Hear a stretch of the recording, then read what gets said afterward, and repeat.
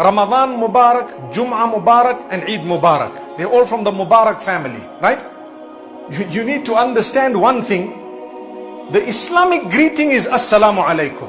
Even on Eid day, don't abandon the Sunnah.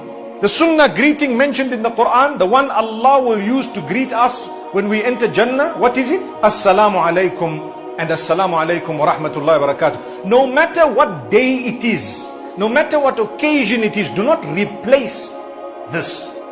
Don't replace it. Once you've said it, Assalamu Alaikum, my brother, he will answer you, Wa Alaikum Assalam. Then I can say, Eid Mubarak. You see what I did? I greeted for Eid, but only after the Salam.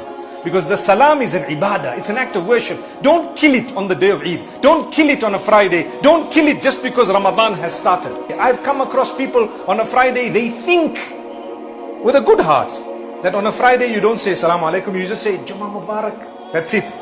And on an Eid day you don't say Assalamu Alaikum, you say Eid Mubarak. It replaces the Salam. Not at all. Say it by all means, but only after the Salam, because that's the dua. Peace be upon you. In fact, you need greater peace on the day of Eid. May Allah bless all of us.